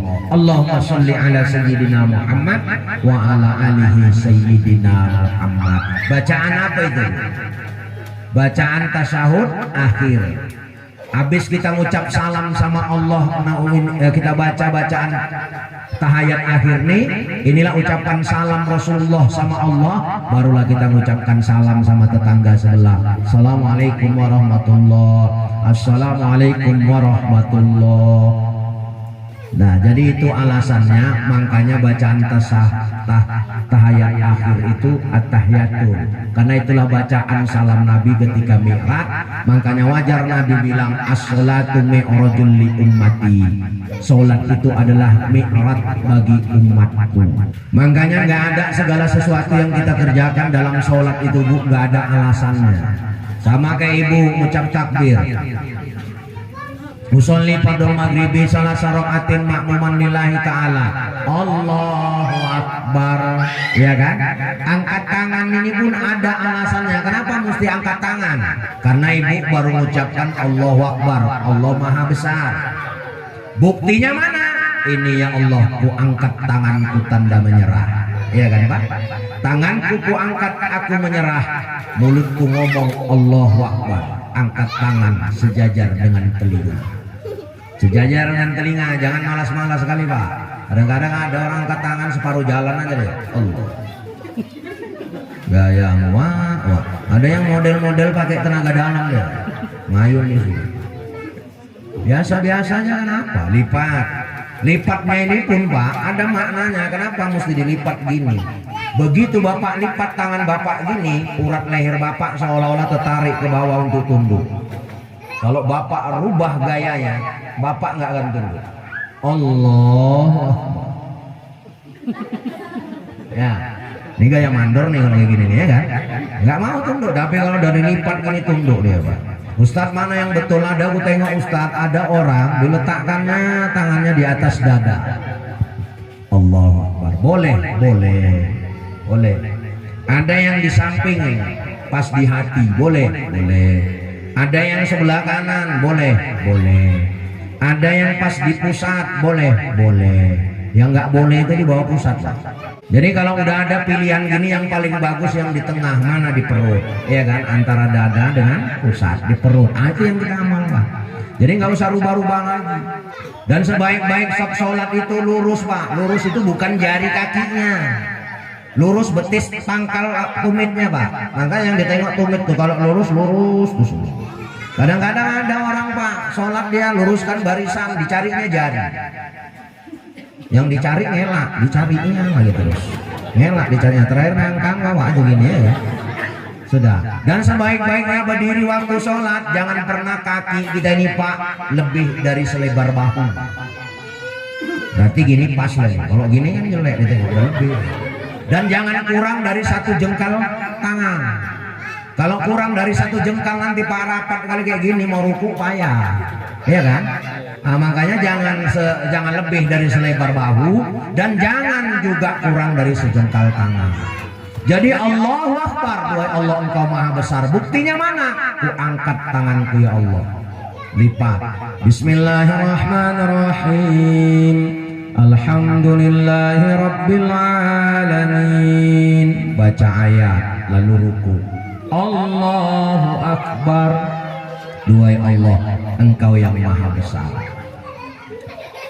Yang jadi imam RT, yang jadi makmum camat, bupati, kepala-kepala dinas. Yang jadi imam RT. Waktu RT ini ruku, di belakangnya ada camat, camatnya dipantatinya. Dipantati. Umpamanya lah Pak manajer jadi makmum, yang jadi imam karyawan biasa. Waktu ruku ini yang karyawan biasa, manajer dipantatinya nggak? Dipantati, apa ngamuk Pak manajer? Enggak. Apa ini RT tadi dia permisi, lantaran di belakangnya ada camat, dia permisi. Pak camat, maaf ya Pak, terpaksa ini Pak. Camatnya ngomong ya udah nggak apa-apa, katanya ya batah. Tapi ada camat yang sakit hati, enggak. Tapi kalau di luar sholat coba pantati, lebih pati juga berani Pak. Anak gasatpol PP kita ya kan. Sami Allahu liman hamidah. Sujud. Ketika sujud kita perhatikan Bapak sujud Pak, kepala Bapak tersungkur ke bawah sejajar dengan telapak kaki. Siapa yang posisinya di atas waktu sujud? Pantat. Iya kan? Pantat di atas kan waktu sujud, kepala di bawah kan? Padahal pantat itu organ tubuh yang paling hina Pak. Tapi waktu sujud dia paling di atas. Kenapa saya bilang pantat itu organ tubuh yang paling hina? Kita kalau menghina orang belum kita pantati, belum puas perasaan kita. Alah banyak kali cakap kalau ini sama kau katanya ya. Tapi ketika sujud pantat itu posisinya di atas. Lagi makanya kalau orang sholat tapi dia sombong, dia bangga diri, curigain takbirnya tidak benar, rukuknya tidak benar, sujudnya nggak benar. Lagian dalam hidup ini apa yang mau disombongin? Orang kaya mati, orang miskin makin mati, ada prestasi. Itu aja konsep hidupnya seperti itu. Udah, jadi nggak usah bangga diri. Semua kita sama. Nenek moyang kita dijadikan dari tanah, Adam dijadikan Allah dari tanah. Kita makan dari sesuatu yang kita tanam di tanah, mati dikubur di dalam tanah, dimakanin cacing tanah, bahkan kita buang air besar kita simpan di dalam tanah, Pak. Ustadz, itu kan Adam yang dijadikan dari tanah, kita kan nggak dari tanah lagi. Oke, kita dijadikan Allah dari setetes air yang hina. Maaf, air yang hina itu keluarnya dari kemaluan. Dari kemaluan pula lah keluarnya kotoran. Sederajat tempat lahir kita dengan tempat keluarnya kotoran. Jadi nggak usah sombong kali kau, ya kan? Jadi nggak ada yang mau disombongin ya Bu ya, biasa-biasa aja sudah. Bapak dan Ibu hadirin dan hadirat sedang pendengar yang dirahmati Allah. Nah pertanyaannya jadi gini Bu, Nabi kan Mi'raj ngambil perintah sholat. Kenapa sih Ustadz untuk urusan sholat Nabi disuruh ngadap langsung? Puasa itu Pak, kalau dibandingkan puasa sama sholat beratan mana? Puasa ya, puasa itu nggak makan satu harian Pak. Kalau sholat kan 2 menit ada siap, 3 menit siap, 5 menit siap, ya kan? Sudah, tapi kenapa perintah puasa diterima Nabi itu di dunia tahun 2 Hijriah? Nabi itu Pak cuma 8 kali puasa Ramadan, 8 kali, 7 kalinya 29 hari, sekalinya 30 hari. Jadi Nabi 8 kali puasa Ramadan. Jadi lebih banyak 29 hari Nabi kita melakukan puasa Ramadan, cuma 1 kali yang 30 hari. Nah kita ini bakal lagi Pak ada perbedaan Pak. Muhammadiyah kabarnya tanggal 18 sudah 1 Ramadan, NU kabarnya tanggal 19. Muhammadiyah hari Rabu, NU hari Kamis. Ya nggak apa-apa Pak, yang penting hari rayanya sama, ya kan? Ya kalau duluan start dia ya nggak apa-apa, yang penting finishnya sama. Yang jadi masalah itu kalau ada orang puasa 28 hari atau 32 hari, kalau itu aku nggak mau Pak. Sudah ya kan? Jadi semuanya benar, semuanya ini ada pendapatnya masing-masing. Yang nggak benar itu kalau ada orang puasa setengah hari. Aku ingat dulu pulang kampung ke tebing, kami udah nggak puasa deh. Jam 12 di sini udah buka. Loh kok gitu? Karena orang Arab udah buka. Loh kok niru Arab, ya kan? Ya sumuli ru'yatikum, puasalah kalian sesuai dengan apa ru'yah yang kalian lihat di negara dan tempat kita tinggal. Nggak boleh kita niru-niru orang Arab, beda. Jadi kalaupun ada perbedaan, jangan jadikan perbedaan itu sebuah perpecahan. Jadikanlah perbedaan itu sebuah keindahan. Toh kalau kita tengok-tengok fisik kita, tengok jari Bu, tengok jari, tengok jari, beda nggak semua? Jempolmu sama telunjukmu beda, telunjukmu sama jari tengahmu beda. Coba kalau jarimu jempol semua, enak nggak ditengok? Kayak alien ya kan? Ya kan? Jempol gini modelnya ya kan? Nah, itu dah. Jadi apa istimewanya sholat? Oke, yuk kita bahas. Orang kalau rajin sholat boleh nggak naik haji? Bolehlah haji kan bagi yang mampu.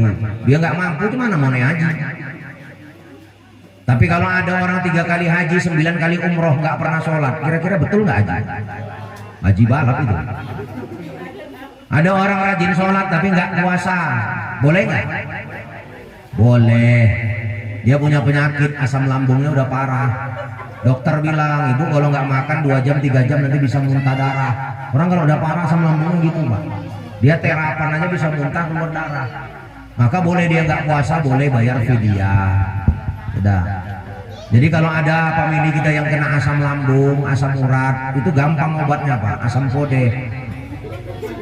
Kasih aja makan enak-enak, dia kan udah gawatnya itu, udah banyak penyakitnya. Udah oke. Ada orang rajin sholat tapi nggak zakat harta, boleh?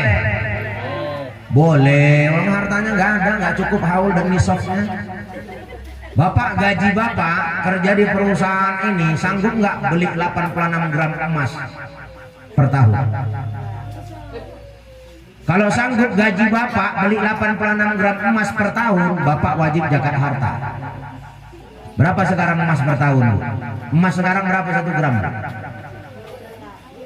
Emas 22 sekarang sampai, emas 24 dapat 2 juta 1 gram. Nggak dapat kan? Kalau emas 22 berapa? Nampak kali nggak punya emas ibu-ibu ini. Udah. Hah? 8 berapa? 1 juta lah? 800 tuh mas 22.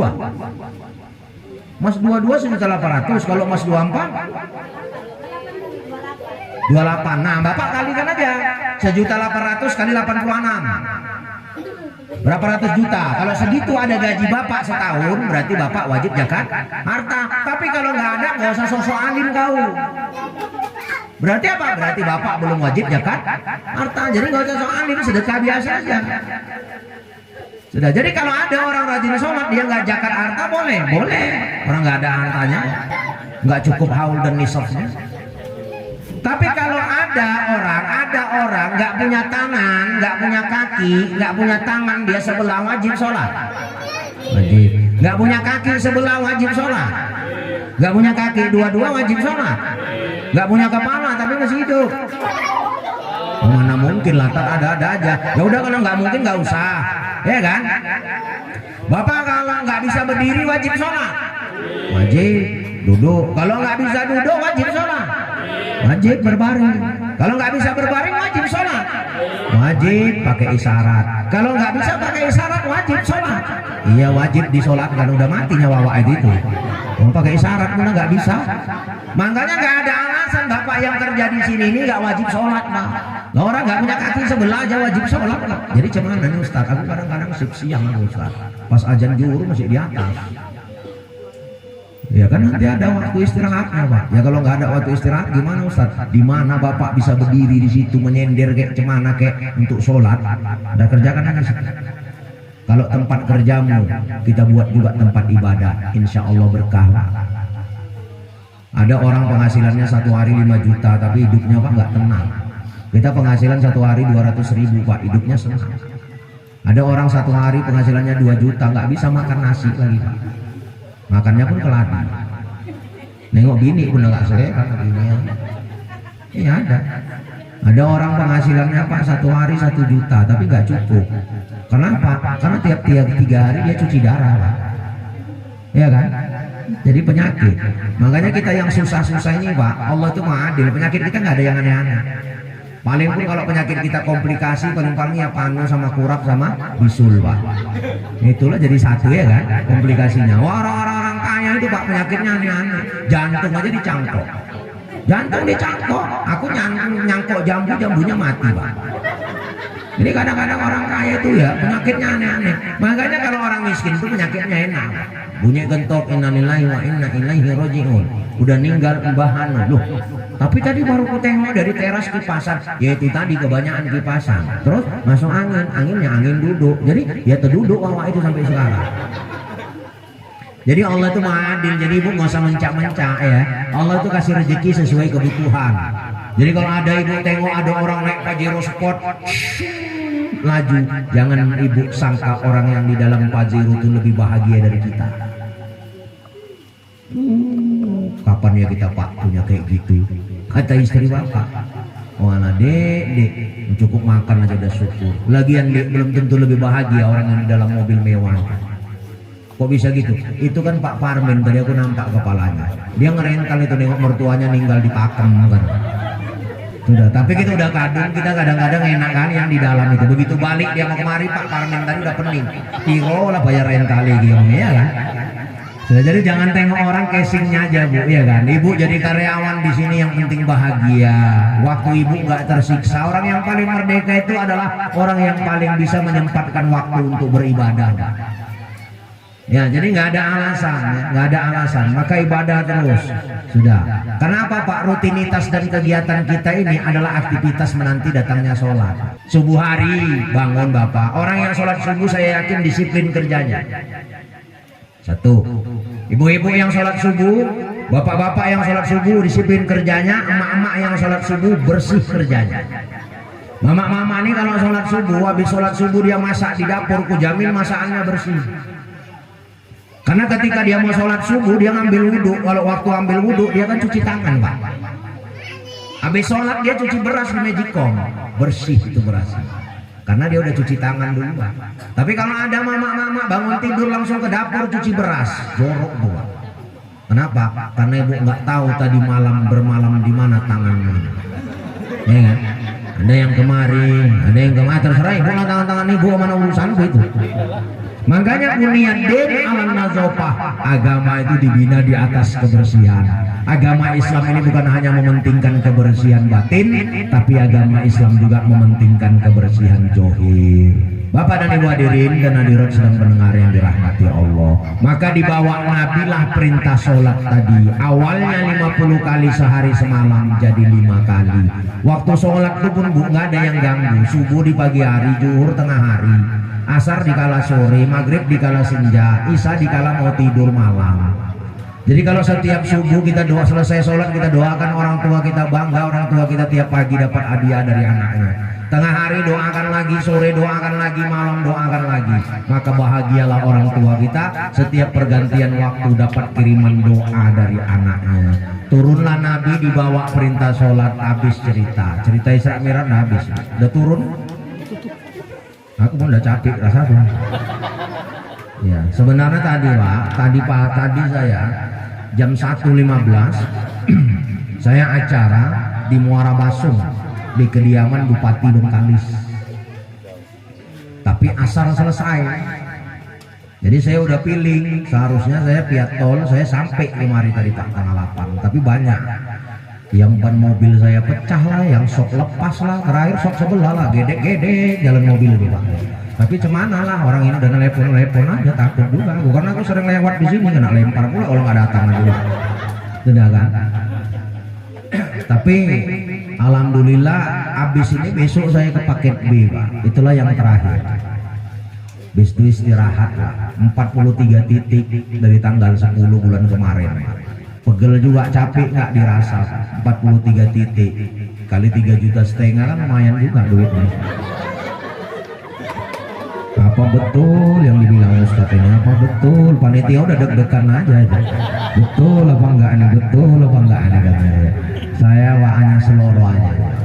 Gak usah pala bapak masukkan dalam hati. Ya cuman ya dipikirkan juga lah cuman. Sudah oke. Nah, kita nggak lama lagi kita akan puasa Ramadan. Jadi saya kupas saja sedikit apa persiapan yang harus ibu buat. Ketika Ramadan datang menghampiri Nabi, Jibril datang. Lalu Jibril ngomong sama Nabi, wahai Rasul, mau nggak Rasul mengaminkan 3 permintaanku? Kalau yang berdoa itu malaikat Jibril yang mengaminkan Nabi Muhammad, kira-kira makbul nggak doanya? Kalau yang berdoa aku Bapak yang mengaminkan, kira-kira makbul nggak doa kita? Oh belum tentu lah, 11-12 ya dosa kita. Ya kan? Ini yang doa Jibril, pimpinan malaikat yang mengaminkan Nabi, insan paling sempurna. Saya rasa nggak akan meleset doanya. Apa doa Jibril itu? 1, ya Allah, jangan terima puasanya anak yang durhaka sama orang tua. Amin. Makanya yang ada orang tuanya kita kan sungkeman. Nggak mungkin lah Ustadz, nanti kan aku mudik mau lebaran. Ya udah video call aja, kalau nggak telepon mah besok puasa lo mak minta izin ya. Ustadz mamaku udah meninggal, ya ziarah. Makanya orang-orang kalau mau puasa kan banyak yang ziarah. Pesan saya kalau ziarah jangan bawa kembang, pandan aja atau dedaunan yang hijau. Karena yang dipraktekkan Nabi itu pernah lewat kuburan, diambil Nabi pelepah tamar, dicucukkannya di kuburan itu. Sahabat bertanya, wahai Rasul, kenapa buat demikian? Selama yang hijau ini belum kering, dia akan berzikir dan bertasbih, memohon ampun sama orang yang dalam kuburan. Bukan kembang nggak ada yang hijau. Iya kan? Nah, bawa ada daun-daunan.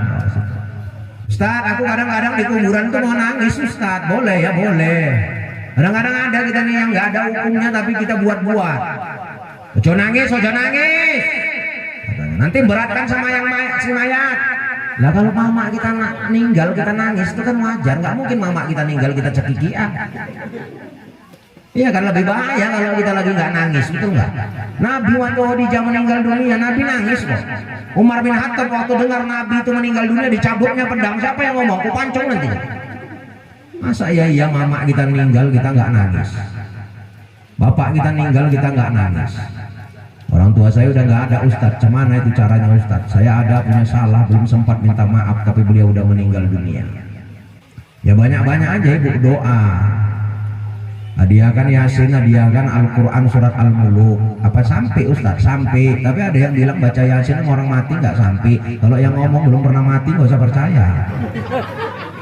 nggak sampai kata orang Nabi sendiri ngomong mangkoro ayasin wa tabarakallah indal qabri khofifa anhu yauma izin. Siapa orang yang baca Quran surat Yasin dan Quran surat Tabarakallah, Quran surat Al-Muluk indal qabri, di sisi kuburan, Allah akan ringankan siksa kuburan orang tersebut. Itu makanya kita kuburan baca Yasin. Bapak-bapak, ibu-ibu wirid hari Jumat, bapak-bapak malam Jumat baca Yasin. Hadiahkan sama orang yang udah meninggal. Apa sampai Ustadz? Sampai. Kenapa mesti malam Jumat Ustadz? Itulah mulianya hari Jumat. Saking mulianya hari Jumat kata Nabi, wa mamata yaumil jum'ah wa lailata rufi'a anhu min azabil qabri. Orang yang mati di hari Jumat dan malam Jumat diringankan Allah siksa kuburnya. Makanya kalau ada famili kita yang meninggal hari Jumat malam Jumat diringankan Allah tuh siksa kuburnya. Kalau bapak mau coba ya coba Jumat besok kalau nggak percaya. Kalau aku belum mau, aku mana tahu, nggak berangkat betul tuh kata Ustaz, coba Jumat besok. Nanti kalau kira-kira diringankan siksa kubur bapak, hidup lagi, bilangin aku. Sudah, ya kan, itulah saking mulianya itu hari Jumat dan malam Jumat. Jadi yang masih hidup orang tuanya, Pak, urusin. Jangan pernah bapak sama ibu ngeluh ngurusin orang tua, karena ada ridho Allah di situ. Karena Nabi yang bilang ridho Allah ma'a ridho wali walidayhi wa suhtullah ma'a suhtu wali walidayhi. Ridhonya Allah beserta ridho kedua orang tua, murkanya Allah beserta murka kedua orang tua. Mama kita dulu Pak, waktu kita sakit Pak kecil, dia selalu menangis dan berdoa, ya Allah pindahkan penyakit anakku itu sama aku biar aku yang menahankannya. Tapi giliran mama kita yang sakit Pak, nggak ada seorang anak sanggup berdoa kayak gitu sama Allah, pindahkan penyakit mamaku sama aku biar aku yang menahankannya. Nggak ada, malah kadang-kadang dipanggilnya lah orang pintar. Biar apa? Biar cepet katanya. Cepet apa? Karena udah bosan ngurusin bapak mamanya. Memangnya ada ayat yang bikin orang cepet mati Pak? Kalau ada 2029 nanti aku mau calon bupati di Rokan Hulu, siapa lawanku aku bacain ayat biar mati orang itu, aku yang menang. Sudah nggak ada ayat Pak yang bikin kita cepat mati. Tapi kalau ada orang yang susah menghadapi sakaratul maut, ya walaupun bapak karyawan di sini, bapak dengarkan nih saya, ada lilik kita yang sekarat, bibi kita yang sekarat, payah dia menghadapi sakaratul maut, baca Quran surat Ar-Ra'd dan Quran surat Al-Muluk. Kalau ada pahalanya, ya Allah mudahkanlah lilik di bibi ini menghadapi sakaratul maut, insya Allah mudah. Jarang-jarang aku sama nggak mau ngasih kayak gini sama orang Nagamasnya, saya kasih nih. Nah, itu satu. Yang kedua, mau ibu rumah ibu supaya jauh dia hindari dari kemalingan, biar aku kasih ayatnya, mau? Ya, baca Quran surat Al-Waqiah. Tahu ibu Quran surat Al-Waqiah kan? Ya, baca dari mulai maghrib sampai subuh tiap malam Bu. Rumah ibu insya Allah aman, tuh nggak ada yang berani datangin. Ya, yang kadung bilang mau amalkan. Sudah, ya Bapak dan Ibu hadirin dan hadirat sedang mendengar yang dirahmati. Yang kedua, apa doa Jibril? Doa Allah. Jangan terima puasanya istri yang durhaka sama suami. Istri yang durhaka, bukan suami yang durhaka. Hadisnya nggak sampai situ. Ibu ada nggak merasa bersalah sama suami? Ya kalau ada merasa bersalah minta maaf, datangin suamimu, Bang, aku minta izin minta maaf besok puasa. Walah Dik, nggak meskipun kau minta izin udah aku maafkan ya Dik. Besok kita ulangi lagi ya Dik. Karena ada orang paginya minta maaf, sorenya begaduh. Rumah tangga ini aneh. Awalnya cerita baik-baik, ujung-ujungnya bisa gaduh, ya nggak Pak? Ada orang itu duduk-duduk suami istri, awalnya ceritanya enak, bagus-bagus, ujung-ujungnya gaduh. Ya rumah tangga kayak gitu, nggak ada rumah tangga yang nggak pernah bertengkar. Kalau ada wawak-wawak ngomong 30 tahun berumah tangga nggak pernah gaduh, itu wawak-wawak separuh bohong. Kenapa? Pertengkaran itu adalah titik awal dari kemesraan. Kita kalau gaduh itu mau akurnya enak, sing lanang delok ke sing wedok, yang laki-laki nengok si istri. Si istri ngomong, apa Bang? Ya kan? Si laki-lakinya jawil, Odi. Si istrinya ngomong, askas. Jadi rumah tangga itu biar banyak mesranya, banyak kan gaduhnya Pak. Gaduh akur, terakhir tetangga pun muak nengok kita aja yang gaduh ya. Sudah. Jadi yang punya salah, istri yang merasa punya salah yang minta maaf. Yang terakhir, jangan terima ya Allah puasanya tetangga yang tidak mau memaafkan tetangganya. Nah, ini kan kita bertetanggaan. Makanya aku senang ibu-ibu kadang-kadang penutupan wirid kan salam-salaman ya Pak. Ibu bikin juga di sini. Yang paling bagus tuh Bu, waktu minta maaf itu tatap wajahnya, ungkapkan salahnya. Bluetooth disconnected. Ya, tatap wajahnya, jabat tangannya, ungkapkan salahnya. Oh Bu, besok puasa Bu, kita selama ini 11 bulan kan kita wirid sama, aku ya banyak salah sama itu. Ya sama, aku pun gitulah. Waktu kau dulu narik wirid, kau kan buat lontong. Ya bilang kan kau orang itu lontong mujemek itu ya aku. Lo kalau gitu ya sama lah Bu, waktu kau narik wirid kan kau bikin bubur. Ya aku juga yang ngomong-ngomong kan sama orang, buburmu itu anyat. Oh gitu ya Bu ya. Selama ini aku udah capek nyari lo Bu, baru kebongkar hari ini. Ya sama, aku udah capek juga nyari. Terakhir nggak jadi maaf-maafan, cekek-cekean orang itu. Sudah ya kan? Itu yang paling bagus Pak. Kalau orang ikhlas tuh minta maaf, dia pandang orang yang minta maaf. Yang kalau bapak-bapaknya bikin unggahan, ada di sini unggahan. Oh tadi malam ini ya? Iya ya. Berarti ada acara makan-makan. Berarti udah telat lah Bu. Kalau di kampung kami Tembing itu kan Pak, saya Pak hanya keluarga kami yang orang Mandiling. Saya banyak Jawa di situ Pak. Makanya saya kalau ceramah saya tanya, ini orang Jawa nggak? Kalau orang Jawa semua aku bahasa Jawa, kalau bahasa Mandiling aku bahasa Mandiling. Sudah. Jadi kalau di kampung kami itu kan Pak bawa baskom nanti diisilah nasi, diisilah lauk, ya kan waktu punggahan kan, bikin dulu kenduri, bagus. Makan bersama supaya ada kebersamaannya. Cuman aku ada kadang-kadang yang nggak cocok Pak. Di mana Ustaz nggak cocoknya? Ada panitianya, seksi sibuknya itu. Dan tukang bagi-bagi makanan. Kadang-kadang dia ngintip dulu itu lauknya apa. Aku itu yang gak cocok rasanya. Ditengoknya sebelah ngomong, opok, mihun. Dan mihun tuh anak-anak. Mihun dikasih anak-anak. Ditengoknya sekali lagi, ayam semur untuk bapak-bapak. Itu cemana anak-anaknya nggak dendam sama kita Pak. Kena mihun bapak-bapaknya ayam. Ya kan? Nah itu kadang-kadang yang nggak cocok itu Pak. Tapi kalau tradisinya itu bagus. Ya, karena Nabi pernah bilang yang gembira nyambut datangnya Ramadan diharamkan Allah disentuh api neraka. Nah kita bikin punggahan pula lah. Itulah bentuk kegembiraan kita. Mudah-mudahan kita yang memperingati dan melaksanakan punggahan sekaligus Isra Mi'raj ini dijadikan Allah orang yang gembira menyambut Ramadan dan diharamkan Allah kelak jasad kita disentuh api neraka. Amin. Cukuplah Pak ya. Udah capek kan ya Pak. Sudah, wih apa lagi Pak? Aku udah ngomong 1 jam 40 menit udah bisa lah itu ya. Kalau budget 2 juta segitu cuma itu. Sudah. Nah ya, insya Allah Ibu kalau ketemu saya di mana Ibu ketemu Bapak ketemu tegur saya Pak. Karena saya kadang-kadang kan orang suka iseng Pak. Karena alhamdulillah sampai saat ini Pak, Bupati dan Wakil Bupati Rokan Hulu ini pakai jasa saya. Jadi saya termasuk salah satu mengisi kajian ASN di Islamic Center setiap Selasa. Dan saya dibawa Bupati dan Wakil Bupati keliling gerakan sholat subuh berjamaah. Kenapa mesti Ustadz yang dipakai? Karena kemarin aku juru kampanyenya menang pula ya kan. Kalau kalah ya nggak kepijak aku sini Pak, mau balik lagi ke Rohil ya kan. Jadi Rohil itu nuntut Ustadz jangan pindah ke Rohul. Jadi domisili saya tetap Rokan Hilir, tapi tubuh saya di Rokan Hulu. Sudah. Apa alasannya? Sama, Bang Adik Rokan Hilir dengan Rokan Hulu. Alasan kedua itu kenapa? Karena kegiatan saya lebih banyak mengarah di sini. Kalau mau ke Rokan Hilir menurut saya lebih enak Pak dari HTI daripada dari Manggala. Itu makanya alasannya saya kontraklah ruko di 24 sebagai rumah singgah. Itu tujuannya. Jadi ini aku pulang ke 24 nih. Kalau pulang ke Bagan Siap-Siap ya mampus di jalan aku nih Pak. Nah ya, makanya tadi ada anak saya di kilo berapa tadi kita? Di kilo 9 ya, anak saya titipkan dengan supir saya. Karena belum makan ya. Aku kan masih was-was juga ya kalau dikasih makan di sini ya kan. Cuman kadang-kadang ya gitu Ustadz tuh biasanya gitu datang dikasih makan, pulang nanti memang dikasih makan. Ya ini kan aku belum tahu tadi dikasih makan kan. Ya Pak ya. Jadi walaupun kita baru pertama saya di PT Naga Mas nih, tapi saya merasa bersama bapak-bapak seperti bersama dengan keluarga sendiri.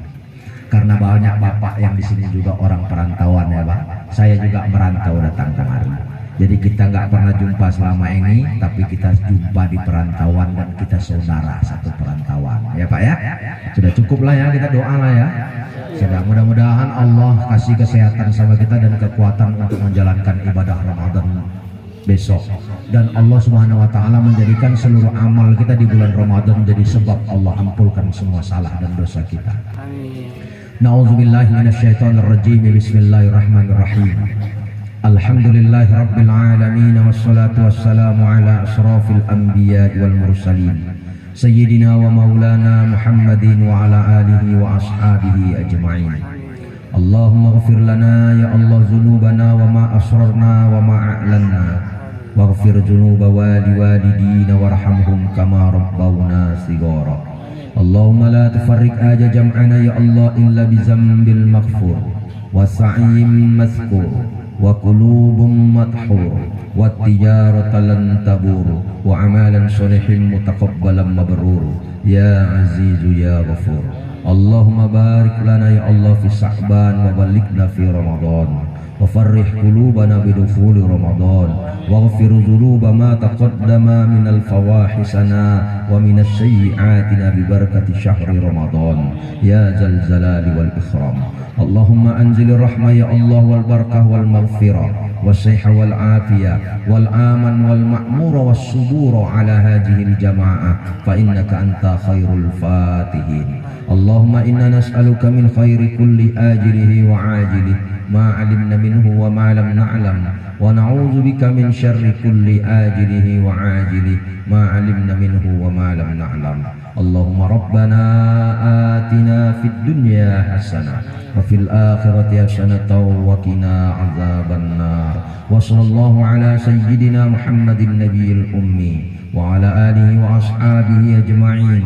قدرك سبحان ربك رب العزة عما يصفون والسلام على المرسلين والحمد لله رب العالمين. Taqabbalallahu minkum minna wa minkum taqabbal ya karim. Hanya yang dapat saya sampaikan di hadapan Bapak dan Ibu sekalian. Terima kasih atas segala pendengaran, mohon maaf atas segala kekurangan. Usikum wa nafsi bittaqallah. Ila liqa'i ma'as salamat. Assalamualaikum warahmatullahi wabarakatuh. Waalaikumsalam.